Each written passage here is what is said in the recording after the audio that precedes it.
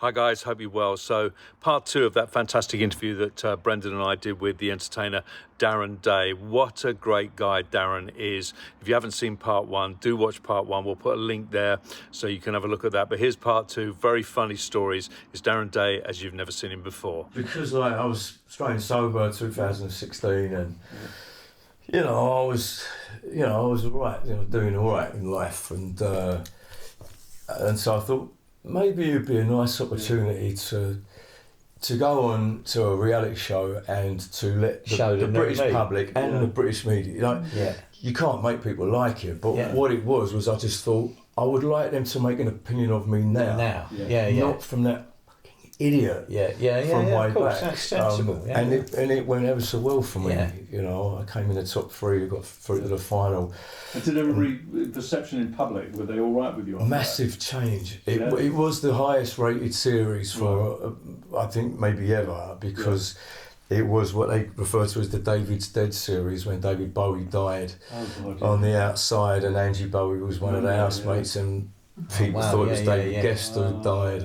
I was the one that ran into the bedroom, pulled the covers back to see if he was dead. I mean, it was all crazy. Made music 10 headlines.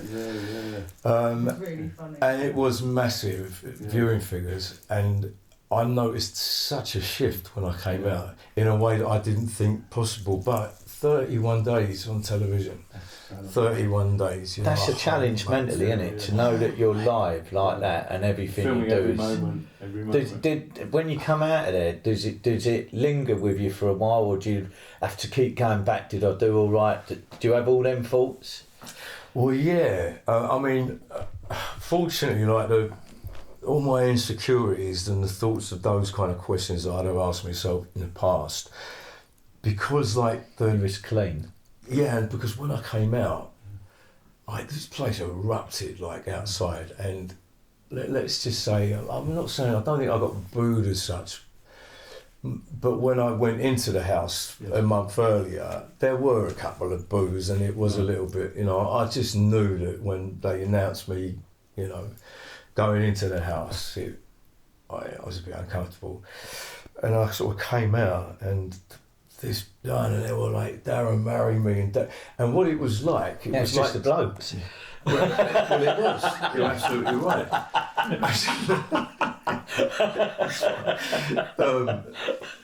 It was like stepping back to how it was in those first 5 years, where that's what the audiences would, Do you ever get it now? of Do people shout at you in the street, love rat, or No, don't? thank God. It's all gone. Isn't that fantastic? It's gone. Yeah, it is brilliant. I mean, you have to. The good thing is, if you Google now, you have to go through good stuff to get to the bad stuff. Yes. Whereby it used to be the You had to go through the bad stuff to get it. Yeah, and then you would have to go scroll and scroll. He deserves a round of applause for getting to the other side. Listen, I think he's done superb. And a genuine natural talent. Yes. To get all that training and all that, he's done all that and mentally fought all them demons on his own. So, do you know what I mean? So, that's very kind. Make sure you look at yourself with pride, Darren. Do you know what I mean? You should be so proud. And when you turned up the other night, you come to an event which you didn't have to come. We invited you, but the respect that you've showed Dave, and I'm telling you, he really. Haven't had the Dave story. We're going to get to the Dave story in a minute, but. He had so much respect for this young man at the time, really nice, and he just liked his character. Dave could see, he could usually, his judge of character on people was spot on, and he could see a good person, he could see a funny person and a cheeky chappy, but he knew underneath the core of him was good. Do you know what I mean? I'm sure he recognised his courage as well. Definitely. Dave knew what it was like to be in that public eye, do you know what I mean? And the pressure, and especially for you, having to pretend to be Cliff Richard and then want to go and shag a few dirty birds, fucking hell. How old is that? Hi. But it's true. Tell me the truth. Did you ever do a Cliff Richard impression when you were shagging? I certainly never did. I knew you were going to ask that. I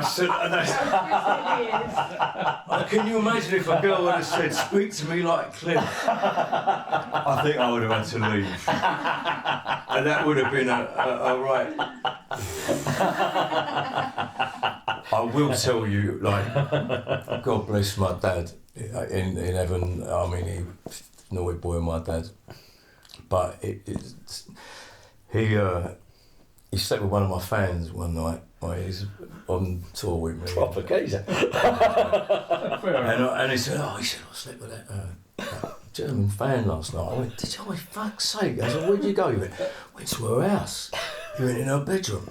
He said, there were posters of you all round the fucking wall. I went, well, what did you do? He said, well, I just didn't look up.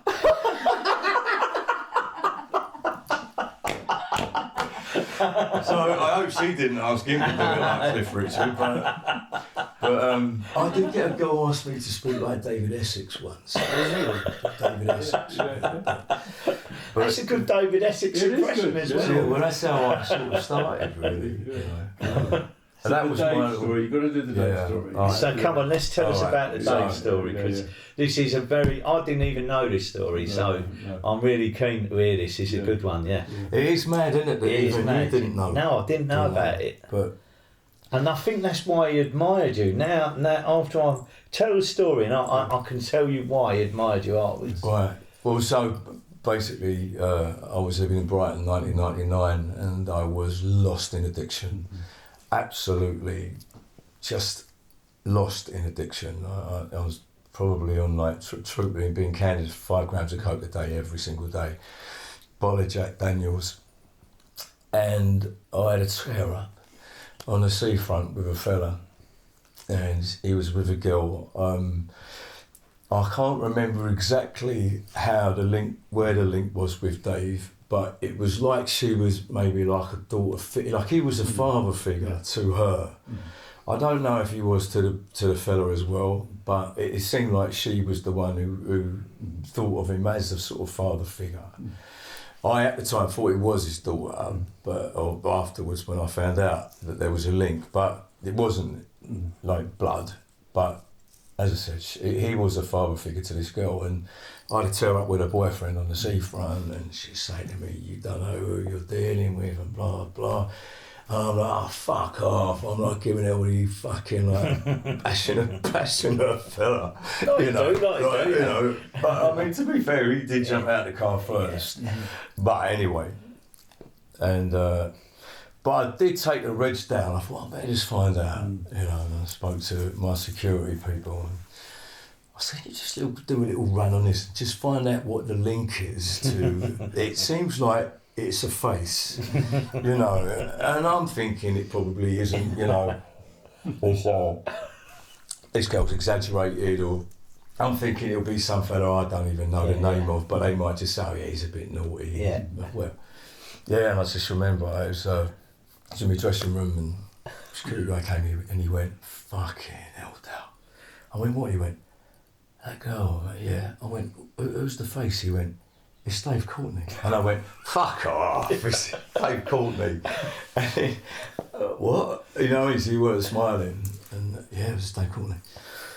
So I'm like, what is going to happen? He said, "What a word, you know, he wants to break your legs." I'm like, fucking hell. Do you know what I mean? I'm fucking Joseph. I'm fucking Cliff Richard. My fucking legs broken, you know what I mean? This is going to limit my career somewhat. I incited. You know what I mean? But joking apart, I mean, I was like, of all the. And when was this, in the 90s? 1999. Yeah, well, Dave was like prominent when he was, and he was at that stage, would come down and get fuck out. Well, I mean, the word from people that I knew, because I sort of did mix with a few faces around that time, and everyone was said, you know, this guy, he is serious. He's a real deal, yeah. So, through one of my security people and a couple of my naughty mates, it was set up for me to go and see Dave. And I did. I went, sat in front of him, and when I fronted it out, I didn't go there all cocky or anything. No, but I did go in there calmer than I actually was and inside. if you was well mannered with Dave, he was well mannered with you. And I was well mannered, and it wasn't a front to be well mannered. You know, I did respect who he was. Of course, I did. I'm from a generation. You know, of course, I respected who Dave Courtney was. But and I knew what I had to do. I knew because one of my security guys said, "Look, what about if I go and sit with him?" I said, "I don't think that's going to work, mate." I said, I think that's even worse. I think that's probably more disrespectful." You know, and like, you know, the security guys I had, and you know, they're all lumps, 6'5". I mean, the one I was talking about is 25 stone, 6'4". I'm like, don't give out the right message. And I went, if I go in there and if it gives me an hiding, I'm going to have to take it. Yeah. And I was prepared. That's what he would have admired about you. Yeah. That's why he said to me, he's proper, Darren Day. That's what he said to me, he's proper. Do you know what I mean? Thanks, Brent. I mean that, and that's why you was at that party after that. Do you know what I mean? Because that's true. He knew that you was a genuine bloke. You was you know, you've admitted to him. I think from what I understood, you put your hands up and went, you know, it was a bit of a tear up. I didn't make any excuses. I didn't try and deny it all. I went, look, you know, I'm struggling at the minute with addiction and stuff, and I make bad choices. And I said, but the fact of the matter is, I totally remember it. I did get out of the car, and I did have a tear up with the fella. Yeah. And when the girl said, "You don't know who you're dealing with," I did say, "Fuck off." I'm going to not deny any of it, and like I said, in my head, I thought I did think there was a chance I was going to get a hiding. Or I thought at the very least he's going to say, "I'm going to have to fucking crack you one," just to make my point. And I was prepared for all of that. You know what I mean? I was seriously was prepared. I was like, I hope you don't kill me or break me legs, but Dave had been around that world that you're talking about. He knew what people were like on narcotics and drink, so he would have fully understood that. And the fact that you'd been honest with him, Dave would always say this: if you'd be honest with me, like, I'm not going to. I've witnessed Dave say to someone when they'd robbed him, right? They robbed him of something, and he said, "Look, tell me the truth now, what you've done, because I know you've done it. Tell me the truth and I won't hit you." And this bloke went, "I didn't do it, Dave."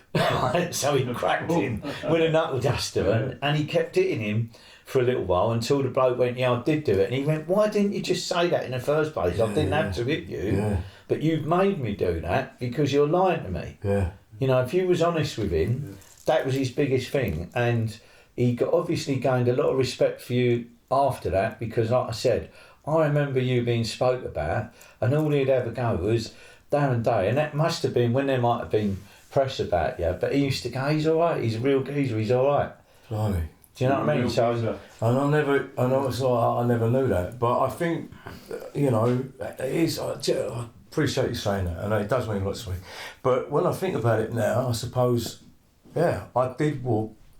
I did go to him. I sat in front of him. I apologised, and I was genuinely apologetic and respectful, but honest.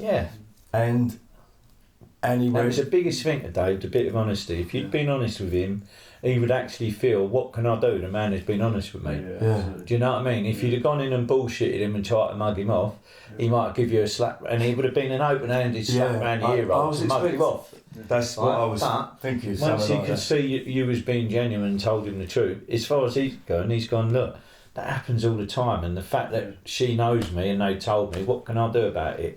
You've been honest about it. I've had a little thing. It's done now, and thank you for just being honest with me." I mean, when he put his hand out, the relief, To be honest, Brendan, because we can't keep him here for forever. Tell us what you're doing now, and people want to follow you and everything like that. We want to know what's going on. Do you want another tea, Dale, before we go?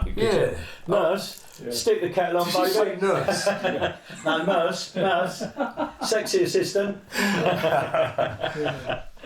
I mean, I have been lucky, Liam, in the fact that I have had a very, varied career. You know what I mean? Like I've done musical theatre, I've done straight plays, I've done movies. I've done movies, I've done soap operas.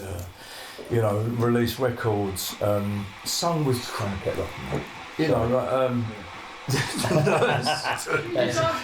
I'll take the blame for that. Sorry, I'm a sound engineer. I'll have one after. We're almost there. I'll have one after. That just shows how unprofessional we are. We are. We don't care. We don't care. We'll stick the kettle on. Sung Any Dream Will Do as Joseph, and sung Bohemian Rhapsody on stage with Roger Taylor and Brian May. It's been an amazing journey. What an excellent thing to have. You've got a wicked life. It has been. The best should be to come. Yeah, the best bits can still be to come. I can see you doing some really good movies because you've got the character to it now in the face and everything else like that. You have acting. Cheers, mate. I mean, I would love to do that. And the movies that I've done, White Island that I did a few years ago with Billy Zane, and I played a London villain, and I can do that. And in Hollyoaks I played a London villain, but it is very difficult, in this country. You get pigeonholed, and like being Joseph. To a lot of people, I am Joseph, and that's it, or Cliff, or Saturday Night Telly. It's very difficult to get. I just can't see Philip Schofield in you. Do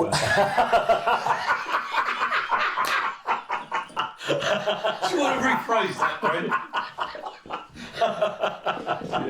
Moving on. Mate, I can't see. Oh, brilliant! What a line! That's the line of the. That's the line of the interview. That's. God bless you. Oh my God. I feel lucky. Go on, what were you going to say? No, we want to see you. I think go forward now. Look at what you've achieved, and especially what you've achieved in here. No, thank you, thank you, mate. Be proud of that. Yeah. All right. If you've got people like Robbie Williams who was prepared to put you for 3 months in rehab, that shows how special and talented you are and worth saving. And still there. And you're still there. Still standing like you've this. done it. You know what I mean? So hold on. That's very nice. And I will try. I would, like both of you, I will try to take your words with me, carry your words with me. Genuinely, I really appreciate it. But having sort of done all those things, I mean, I do love the acting, and I do love camera acting, particularly. And there is a part of me that enjoys that process more than on stage. Yeah, because I think everything that you've gone through, you've had all those experiences. That's what you can bring to a role. You've had all the tragedy, the being at the bottom, and being kicked in, and all of that kind. You could bring that to a role. Thanks, Liam. And actually, who knows? We might even do the old Darren Day life story. Yeah. No. That's a film in itself, by the sound of it. Come on, that is a film. Yeah. It actually is. It is a film. You've got everything there to make a film out of that. Would America be better for you in terms of that? Because, like you say, you do get pigeonholed. It's very difficult. And it's weird, because like Tama. Yeah. Tam was at the premiere of White Island, and he came to us and he went, "You absolutely pucker in that," and coming from and being in a sort of a role like a role in a movie like he'd be in, to get that. And I know that people that saw it were shocked at, oh God, it's that Darren Day, but it's still tough to get taken seriously in that field. Coming from what I do, and I've still, I've been touring with. And have you got any goals now ahead of you, Darren? What is there anything in a bucket list? There's a goal there that you really want to get. You know what I mean? There is. Get that 10-year award. Yeah. Well, no, they can keep that. He's got the 9 and he wants the 10th. Yeah, Eddie Murphy, what a bastard! But no, it is, and it's to try and sometimes I think, particularly in this industry, versatility can be a curse. Absolutely. And but I have still tried to, sort of dabble in a few pies, and I've just finished playing Billy Flynn in Chicago on the Chicago tour. So I'm still very much associated in the musical theatre, and I still have a following, thank God, with musical theatre. People come watch me. I've done a TV drama. But the thing that is on on the table at the moment is well, you know about it, I spoke to you about it earlier, but it is as mad as, you know, as far away from what I'm known as even more than any film. If you've seen White Island, I'll play right down against I think you've definitely got the you've got the knowledge and the actual like acting stuff in you to do it. I think you can bring out that character. You know what I mean? And I think you should have. I personally think you should have a go at it. Well, it's You know what I mean? and it's like I've become mates with Charlie Bronson over the last few weeks. You know, I've spoken a lot, voice notes. I love listening to his voice notes. It's fascinating and truthfully, I actually really miss his phone calls with Dave because me and Dave could be anywhere and he could ring out. But both of us, we've been sitting on the Woolwich Ferry before when he's rung us. You know what I mean? He's been in his bedroom and I've run in his room and gone, "Oh, it's Charlie on the phone. I want to hear this." Do you know what I mean? Because he's such an entertaining man. So should be out as well. He should be owned. That's right. But the Bronson movie, Tom Hardy played him. I've watched it 1,000 times. I absolutely love it. And I became really fascinated with Charlie, if I'm honest, from watching that movie years and years ago. I Googled interviews of his, and that's why it's so mad that we've randomly become mates, because I didn't instigate it. And this is only like 6-7 weeks ago, like when I was on tour, came off stage one night and someone had got in touch with me and said that, you know, we'd like me to write to him. And so anyway, fast forward to now, and Charlie wants me to play him on stage. And in a musical? In a musical. And, you know, I mean, I'm sure everyone out there... He's famous for his numbers, Charlie. Well, like, as he always says to me, he said, music is the spice of all life. But as, you know, I spoke to my mate and writer and director, Ben Elton, who is one of the greatest writers and directors I've ever worked with, wrote and directed We Will Rock You. He wrote and directed the Twiggy musical that I did in London 2 years ago. So much respect for him, and I thought, who can I speak to about this? Just to tell me either actually it could work or up your meds, Daz. Do you know what I mean? Up your meds. Put on the Joseph Technicolor coat. Maybe Charlie Bronson. There you go. Got it, Daz. And I thought, I know for a film, Up Your Meds. Up your meds. Do you take it up your meds? Carry on up your meds. Carry on up your. Yeah, I can see Philip Scopely you up your meds.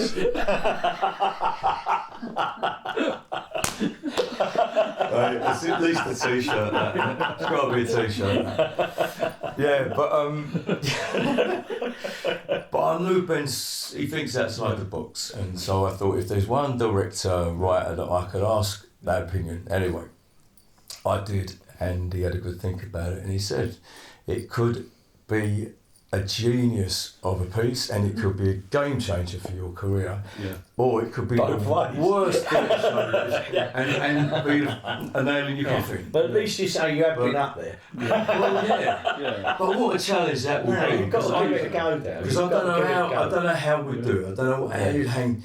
Would you do original songs? Would you do? Would it be a jukebox musical? I think it would be a bit of both. I mean, the story that Charlie tells about going over on the ferry to the Nick with Ronnie and Reggie, and I am sailing comes on the radio. He's got a few of those stories, a few, and but they're good little scenes to put into a musical and capture that moment, aren't they? Do you know what I mean? I mean, cheers. You can see he's an actor, can't you? But he's convinced us he's still doing But he told me this story the other night. He said, I'm sitting in a garden. I went, what? He went, I'm sitting in a garden, Daz. He went, the wind's blowing. He went, and the trees and the branches, he went, they're swinging in front of me. He said, I can hear what a wonderful world. It's playing. Lovely. Fucking love that song. And he said, and through the trees, through the branches, he said, I can see my punch bag, and it's swinging in the fucking wind. Lovely. And there's my dogs, Ronnie and Reggie. I fucking love those dogs, Daz. He said, then this beautiful, beautiful woman walks up towards me, And he goes for the gag. He goes, she's got long dark hair all down her back. Bald as a coot on her head, but long hair all down her back. And I'm like, Charlie's brilliant. And he said, and she walks up to me, she holds her hand out. Beautiful. Then, Daz, he said, everything gets dark. Everything gets sinister. He said, everything gets evil. And there I am, in a padded cell, in a straitjacket. He said, that dream has kept me going for 51 fucking years, son. And I was just taken in, and he said to me, if you can capture that on stage. Well, it sounds like you've done it there. We was in it. I mean, but can you imagine? We were invested in you there, do you know what I mean? It was like, in my head, I'm like, where is this going? And it's for the fact that and then I went, that's where he is at this point in his life. He is in a padded cell, he is in a straitjacket, but he's imagining this beautiful garden where he can see all these things that represent his life, you know what I mean? And I thought, how strong have you got to be in there? I mean, he spent like, I don't know, how many years? He's done 50 years. He's done 51 years. He's done solitary, he's like. And I need to just say this direct to Charlie, right? Hopefully you'll get to see this. Yeah. Charlie, I am so sorry we haven't found Big Bertha for you. I know you left that medicine ball with Dave, but when we've gone through the house, it wasn't there. I know you've been getting people to look for it, and if Dave gave you a medicine ball from the house, it was Charlie Bronson's, yeah? He'd love to be reunited with it at some point. If you have got it, get in touch with Liam, just send a message to the channel, because we haven't got it. We'd love to get it for you, Charlie. We'll try our best. Oh, that's cool. That's cool. But you know, but I love Charlie. Yeah, brilliant. I do, and I genuinely feel incredibly privileged to have been told the stories he's told me. The fact that he wants me to play him. Yes. On stage, I'm not going to have to bulk up, but I would. Quite bulked anyway. Well, I have to work on the shoulders. Because he said to me when Tom Hardy came to see me, he said, I put my hands through the bars, and he went over his shoulders, and I went, you can't fucking play me without shoulders, son. He said, anyone else to America for 3 months, and came back, and he went, Daz, he was fucking massive. So I say, like in, you'll be alright. But you know, like for me as an actor, let's say the career span from Joseph to playing Charlie Bronson on stage. Yeah. What a blessed career that I've. Cliff to Charlie, yeah. Cliff to Charlie. Oh, and not just that, Charlie. No, he actually went off a cliff with Charlie. But you know, and the painting he's done me, and and he can see it happening, and so listen, you know, the little bit we watched, wouldn't we? We would definitely watch. We'd be all over that. Do you know what I mean? You definitely got a lot of interest in it. It'd have to be a surreal piece, of course. You know, it's not going to be. No, but it's a surreal piece. Just saying it is surreal. You know what I mean? So, Darren, we wish you all the best. Keep you any longer. Thank you so much. Right? Yeah. Thank you for sharing your stories, sharing everything with us, and bearing it all. Yeah, right. Like you say, it's not your fault. We genuinely forgive yourself. Remember who you are in here. Right? Thank you, mate. Thanks, Liam. Thank you very much. Pleasure. Well done. Thank you so much. Thank you.